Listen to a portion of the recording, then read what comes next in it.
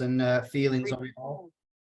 Oh, thanks, Em. And then I am going to bring Emma on and she'll share her points. But it was the Stephen Bartlett and Simon Sinek podcast. If you've never listened to the podcast before, we'll give it a listen after this because it was really, really good. Some great insights. I love Simon Sinek anyway.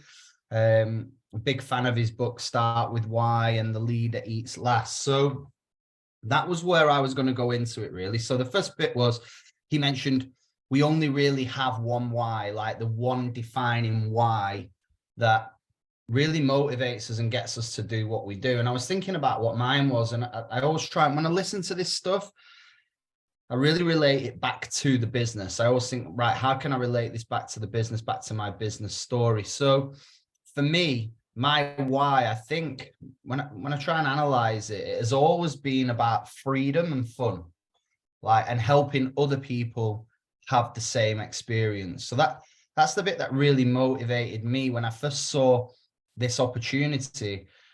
Freedom was what I saw, the ability to earn money, to make more money, to have more time freedom, to work from anywhere.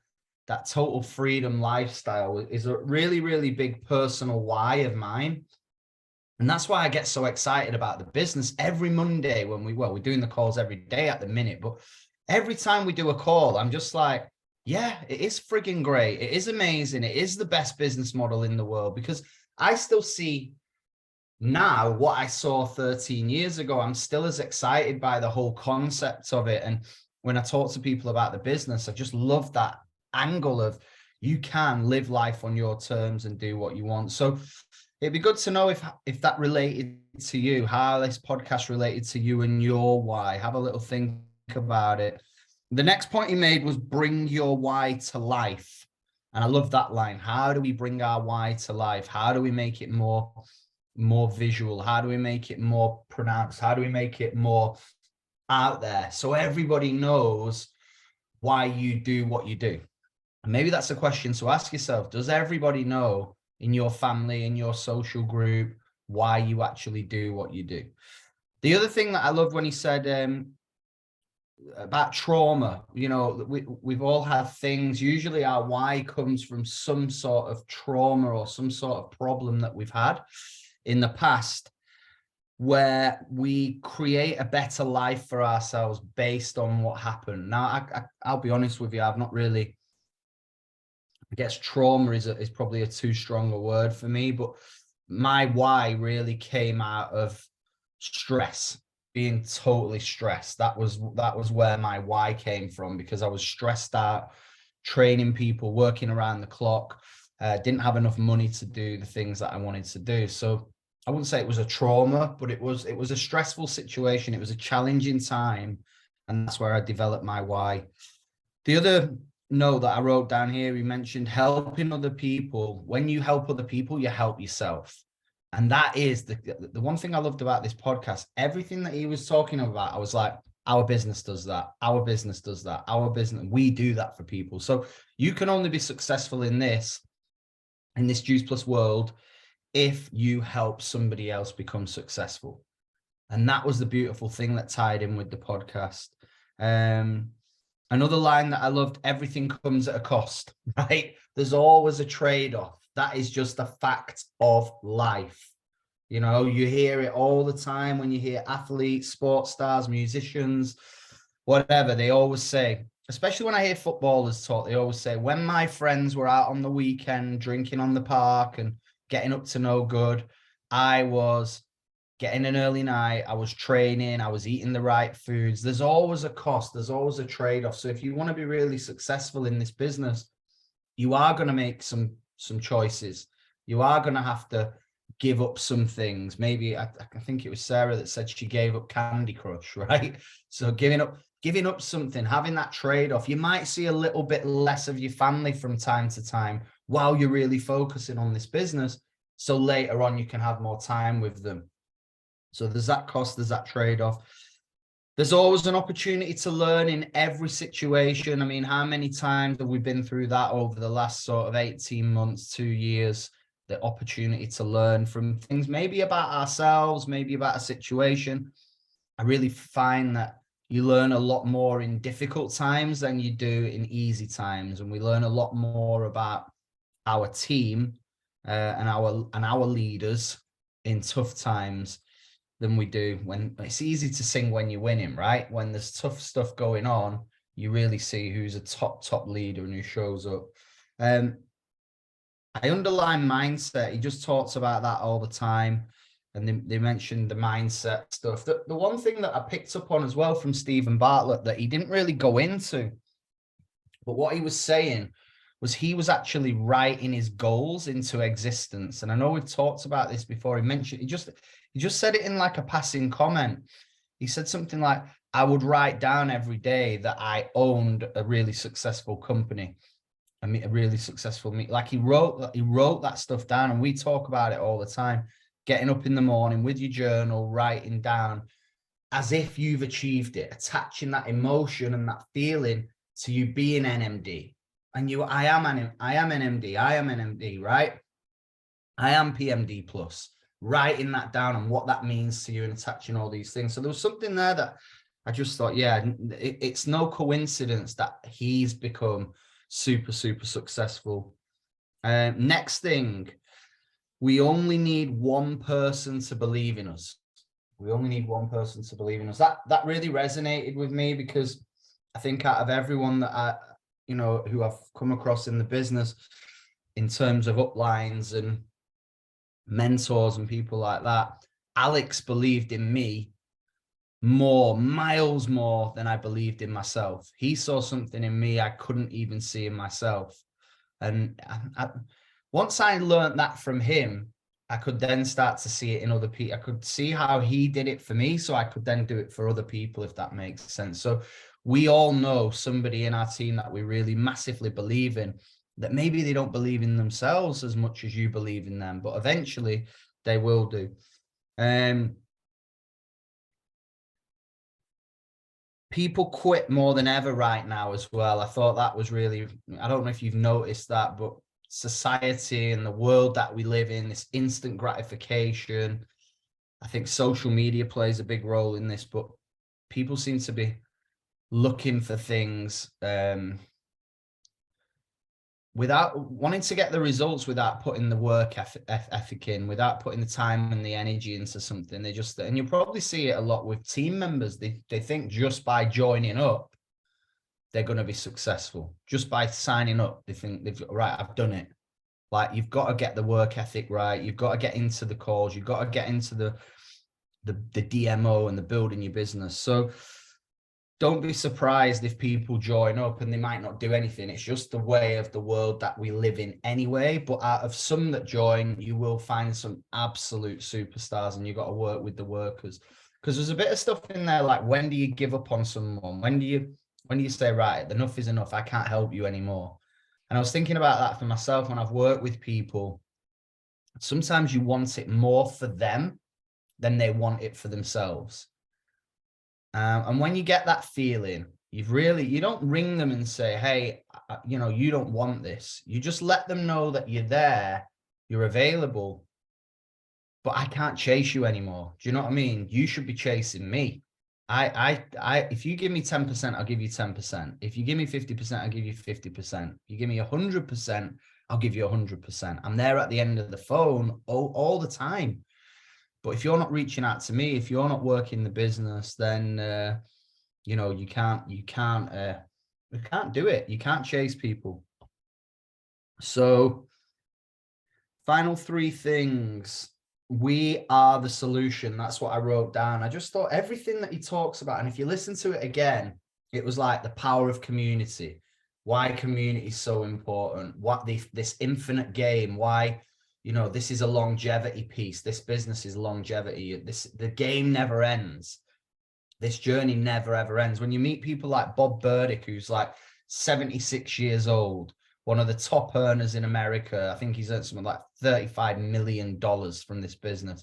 He's still speaking to people about the product, still speaking to people about the opportunity, because when your why is so strong and you absolutely love what you're doing, you 100% believe in it all, the whole thing, why would you not want to tell somebody about it? I was up in Edinburgh this weekend for the rugby, and I was making new contacts, adding people on Instagram, telling them what I do, because I'm so passionate about sharing it and letting people know that there's an opportunity for them. And then the final little bit, I know we went into relationships a little bit, and relationships and business and stuff like that. And I remember Shay O'Brien Senior saying to me, John, this business mirrors life. It does mirror life a lot of the time. So you just have to go with it as it ebbs and flows, and not kind of get too emotional about things. You know, don't buy into the emotional side of a lot of this, because a lot of it is out of your control. You just got to keep moving, rolling with it. And the good times come, and then sometimes there's tough times, and sometimes there's plateaus and dips, and then guess what? There's growth phases again. And I really feel like as a company, we're going to go into a really huge growth phase this year, and even more so in 2024. But I want to make sure that, as again, the game never ends. We just keep moving, and we keep growing, and we keep going through the process of bringing in new people, because once you get that momentum, and every single person, you will have had momentum in this business. Once you get that momentum, it is the holy grail. Like, it's just amazing. You get this feeling, and it's like people are joining up, people are winning, and you're starting to see it a little bit. I know we've only been doing the free sign up for what, less than a month, but you're starting to see it now. People are joining, people are hitting promotions, people are getting some success. Someone on the call on Friday night, I think they earned 200 quid in the first check. You know, amazing stories, and we're starting to create more of them. So absolutely loved it. Thank you for recommending it, Emma. And yeah, that's it from me. Over to you. No worries. Okay, thanks. A couple of things that, I mean, it's quite a long one, so I appreciate it, and also some of you might have listened to it like 2 weeks ago or whatever, but I'd love to know in the chat, what was your favorite bit? Like, out of the top of your head, what was the bit that you took? Because I often think, I say this to people after the events and stuff, don't look at your notes, just tell me what you remember, because that's usually the instinctive bit that meant the most to you at that time. And these podcasts, like a lot of, like a bit like the Jim Rohn network marketing DVD and all of those things, different points in your life and different points in your business, any kind of audio or video or whatever will mean something different. You'll hear something different depending on what you've got going on in your life. You'll hear something different depending on what you've got going on in your business. And so these things, like, save them all somewhere so that you can listen to them another time. I've listened to that one maybe 3 or 4 times now over the last year or two. So, well, no, I think the one he did before that actually was the interview that he did with the two of them together, but in America, is also very, very good. So yeah, there's lots and lots of good content, and it's too much to take on board almost in one go, isn't it? So, like, just save all of these podcasts, and you can just flick one on when you're, you know, on a walk or in a car, or I listen to the same ones over and over again. So a couple of things from me. I love the fact that he said, this is a really interesting one, that your why is the value you give to the world. So it's a lot of people, when they talk about their why, they talk about, like, you know, I want to send my kids to private school, or my kids are my why, or, you know, I want to buy a house, or whatever it is, right? But I actually prefer this version of a why. So if your why is something like that, which is absolutely fine, try and ask the next question after that, which is, what does that mean? What is the value that I'm giving the world? What is that? So if your why is, I don't know, you know, wanting to be at home with your kids every day, that's it's more like that's the output, but it's not the real reason, it's not the real why. That's just the bit that's the tangible, whether you can see that you've done it or not. But what's the reason? What's the actual why? What's the value that that's going to give to the world by you achieving that thing? So you might want to buy a new house, right? Let's say you want to move house. That's your why at the minute. What does that mean? What's the value to the world that is giving? Because if your why has a value to the world, your world in that scenario might be your family, right? That might be your immediate world, right? The people that rely on you. So it might be, you know, the fact that you want a new house is so that your children can have a bedroom of their own each, so that they can have independence, so that, you know, so if you think a little bit further than just, I want to buy a new house, what is that value? What is the value that you give into the world by that thing? Is that going to make you add some value more than just the tangible thing that you get at the end of it? So I think it's really, really important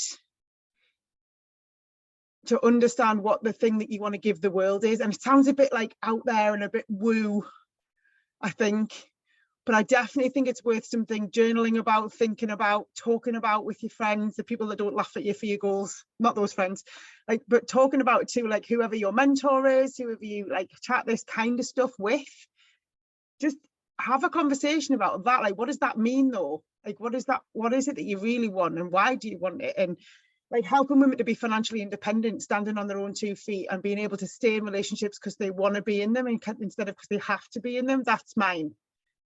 So that's like more, and there's loads of other things that I want personally for me, like, you know, I want to be able to travel and I want to do this and that, but the reason why I want to do this is to help women to be financially independent, to stand on their own 2 feet, to be able to be confident in their lives and be able to pay their bills without having to rely on other people. That's actually the bit that really drives me to think about what my value to the world is. But so I look at my daughter and I think she's the embodiment of what I want that to be, because she's the woman that's she's growing into. Is like I'm looking at her thinking, well, if she grows up like that, then I've won. Do you know what I mean? That's like showing.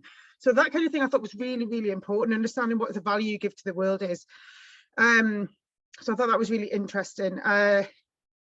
Trying to think of pick on stuff that you didn't necessarily talk about. I think this bit for me was really interesting. All the stuff about quitting at life, and there's no stigma to quitting anymore. And we've probably on this call got all sorts of different age groups with all sorts of different backgrounds. And so I'm 46. So they were sort of talking about their life and I don't know how old Simon Sinek is, but Stephen Bartlett's definitely significantly younger than me. But even they were talking about like this generation, like the kind of Gen Z generation. And it's really interesting because this generation that they're talking about is the next generation of our business, right? They're the people that are joining our business now that are going to be the next level of people. Like when we're the Bob Burdicks of the business, they're the people that are going to be where we are and stuff. So I kind of look, I think it's a really interesting conversation to have with people around, because I think we are going to see, like in 5 to 10 years, the output of a generation of people that don't stick at anything.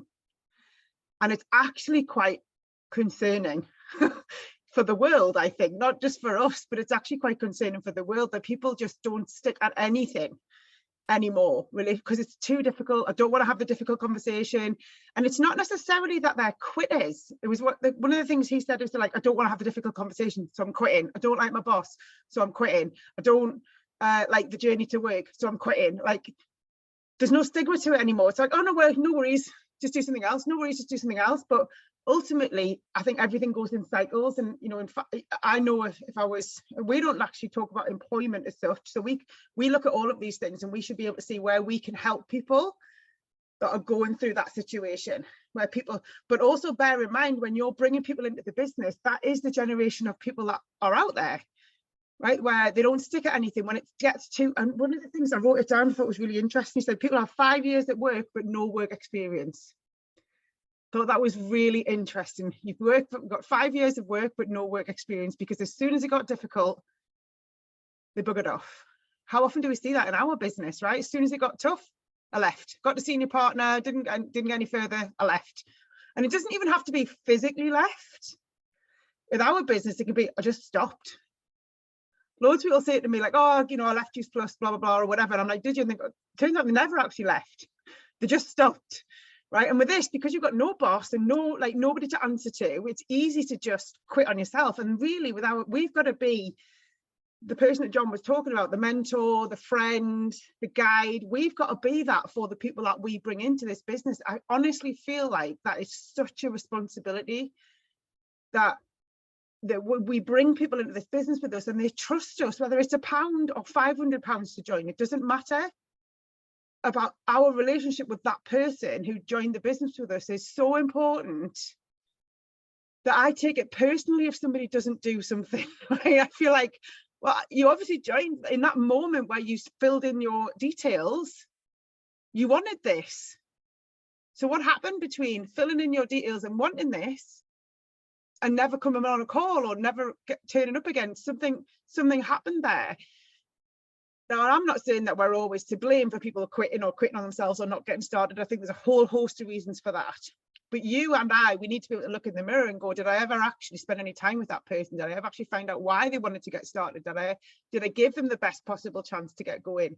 Sometimes the answer to that is yes, and they just didn't do anything anyway. Sometimes the answer to that might be, do you know what? I didn't actually. I had loads going on that week, and I was really busy with the kids, and I probably never got the one-to-one in. And you know, sometimes it's a little bit of both. So I think that I want to make sure that we are. You talked again, didn't you, about listening, the difference between listening and hearing. And that's such a key thing for us in our business, whether it's listening to people, why they want to join, why do they want to buy the product, what results are they looking for, trying to get out of this mindset of like making a sale, getting a sale, you know, of signing somebody up. It's actually, why do they want to start the product? What is the best package that they can get on for what they want, not for you to hit your PB, for them to get the results that they want, because ultimately if they get good results, they'll buy, they'll upgrade, they'll get something different. So really listening when people are talking is going to help our businesses long term. So I thought there's loads of stuff in there that's worth kind of chatting about and unpacking, but the bit about having 5 years, there's people in our business, and you might even be on this call, who've been in the business for 6 years maybe, but haven't really been in the business for 6 years. It's the same sort of thing, right? Where you're like, I've got 5 years work experience, but no at work, but no work experience, because maybe you've stopped and started, maybe you've never really gone through a tough time, maybe you've put it down for ages and haven't really picked it back up till now, and none of which is necessarily a problem.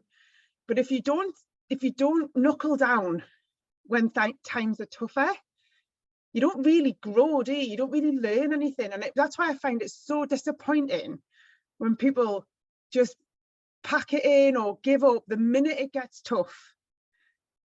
Or worse, stick around through the tough times and then go. Like, what are you doing? You've done a year and a half of tough time and now you're going to go now? I don't understand, right? So but I love the way that he looks at that and the way he talks about it. You know, the bit where he talks about, I do the same job as him, and I work the same hours as him, and we've got, you know, I'm as good as him. And he's like, yeah, but you haven't proved yourself yet. You haven't been through a tough time. You haven't showed that you're loyal. Like, all of that stuff I think is really interesting. And just helping people in our business to go through some of those experiences. Like, who you are when you join is not who you are 2 years, 3 years, 5 years into the business. It's really interesting, but we've got to help people. We've got to help people and hold their hand with that. But yeah, helping people to have Juice Plus experience. It is an experience, isn't it? The whole thing, it's a Juice Plus experience, whether it's experience on the product, experience in the business, experience as an upline, experience as a sideline. All of those things are experiences that make you better at this. When somebody leaves your business, you get better at the business. When a customer cancels the product, you'll get better at the business. When somebody joins your team, you'll get better at the business. All of the things that you go through, tough, you know, good and bad, will make you better at the business. I thought that was really interesting. Last couple of things. I love the bit about quiet quitting. I don't know if this necessarily refers to our business quite so much. It's a similar sort of thing in that it's the people are doing it. So what people are doing in their normal jobs, their other jobs, we need to be able to fill in those gaps, I think, because if people are doing the quiet quitting bit, so the quiet quitting was where you talked about, I'm just doing the bare minimum. You know, I'll show up, I'll do my 9 to 5, but I'm not doing any extra. I'm not doing any more than that. And I understand that kind of a little bit, but it's not those kind. When you do that and you've got a job, you know, clock in, clock out. I'm doing what I need to do. I'm not doing any. There's very little job satisfaction in that. It doesn't make you feel good about what you do, and it doesn't make you necessarily feel like you're adding any value in that environment. So we need to be somewhere where people can grow, add value to their own lives as well as to other ones. So there's a lot of people out there who are in that situation at the moment where they're not getting any job satisfaction where they are, through whether it's through the, you know, changing times or shitty bosses or lack of excitement. So we can really, you know, we talk about bridging the gap of the product. You can bridge the gap in that respect too, bridging the job satisfaction gap, right? Helping people do something that matters, that makes you feel like you, I mean, I remember when I first started this, I loved doing something that mattered, that actually made a difference to actual people on an actual day-to-day basis. Even if they'd never ordered, I could have a conversation with them about health and wellness. Even if they never joined, even if all you're doing is sowing a seed with somebody that they can be more, have more, do more, create more, that's adding value somewhere, whether they join or buy or not. you know, all of that comes around. But when you're going out into the world and just showing people that there's something else, I didn't find this till I was 36. Nobody had ever said to me that there was something else other than, you know, a corporate job, or there was, you know, if you wanted money, then this is what you had to do. So like just sharing that with people, I think is really, really important, and sharing that there is more to life than, because definitely, well, if those of you who've got teenagers or early 20s kids will know what I mean by this. They don't want to work the way that we used to work, and the way that they don't. And he said it at the end, one of the end of the middle bit was that the younger generation now, and I'm talking like maybe teenagers in 20s, maybe even early 30s, they're like, why do we have to work like that? Why do we have to work like that? I never questioned that when I was growing up. I thought the longer you work, the more face time you have, that he talked about, like you're first in the office and the last to leave and all of that stuff. That was how you got noticed. And it was. But this generation, or whether I think it was happening before COVID anyway, but definitely that escalated it. They're like, I don't want to work like that. I don't want to go to work at 8 o'clock, at 7 o'clock in the morning. I'll go in at 10. And his point is exactly that, right? Which is, it shouldn't matter, should it? I think they're right. I think they're absolutely right. Why do you have to work 9 to 5? The world doesn't work 9 to 5 anymore, in terms of it doesn't function 9 to 5. So as long as you get the job done, why can't you have 2 jobs? Why can't you have 2 careers? Why can't you work 10 till 8 or 12 till 9 or whatever suits you, as long as your output is fine? So I love that questioning mentality, and we can really help people with that, because that's what we do. Work when you want, work where you want, be in control of your own income, work your own hours, fit it around your full-time job if you've got another job. Like, we are that. We are actually way ahead of the world in that respect. And sharing that as you go, when you're offering this opportunity to people, talking about, that's the purpose of doing some of this stuff. It's not to make you just feel good about what we're doing, but take some of this stuff and use it when you're sharing the opportunity with people. Have these conversations with your friends who've got teenagers, or friends, you know, and to say, this is what we offer people. This is what we're offering people. This is what kids, young people want now. Flexibility of working, flexible working hours. I remember when I handed in my notice in my job 10 years ago, because I wanted to do this full time. And my boss, actually before then, when I was doing this and my full-time job, my boss called me into the office, right? And he said to me, I know what you're doing, you know. And I was like, what? I know what you're doing. I'm on your social media, I see what you're doing. And I was like, I don't know what you mean. And he said, I can see what you like, this other thing that you're doing. And I was like, oh, that, like, it's just a hobby. So I completely like downplay. I was like, there's a saint who denies Jesus. I was that person. I was like, oh, that, like, oh no, that's not important. I was like, it's just a hobby. It's like a thing around my fitness. And he went, well, all right, as long as it's not interfering with your work. And I remember saying to him, this is the long, like 10 years ago, but it's the same idea now. I would love to go back and go, why does it matter? Like, does it matter? And I said to him at the time, is it affecting? Am I like not performing? Am I not hitting my targets? And he went, no, you are. And I was like, and I knew, I made a point of making sure that when I was doing this in, you know, this business, that my full-time job that at that point paid my mortgage and paid my bills and all of that, don't put the ball down over here. It's really important while you're building this, that the thing that pays your bills is solid, right? And I remember saying to him, like, what? Well, as long as I'm doing that, like, I don't understand what the issue is. Why is it a problem? But I did play it down and said it's just like a hobby thing. Whereas now what they were talking about there was, why does it matter? It shouldn't matter. As long as you're doing it, you should be able to do whatever you want in your 24 hours, right? So I thought that was really, really interesting. Yeah, this is really true what we're saying now about what my daughter says at school is very different to what a lot of her friends are doing, and what the advice that they get is still very, you know, it sets them up to be employed by somebody else. That's generally what careers advice still is in 2023. Who do you want to work for? That's what they should say. Who do you want to work for? Like, she's like, I don't really, she's like, I'm 15, I don't know, I don't want to make those decisions just yet. So it's really interesting. Anyway, last one from me. Don't assume that they want what you want. So that was another one. He was talking about, like, in the work environment, in terms of like that. But for us, I think it's a really key thing. And I talk about this to my team a lot when we're recruiting people. Don't assume that because you're all in, that they're all in. Like, and for me, like, and for some of you, I'm sure, but for me, this is like everything.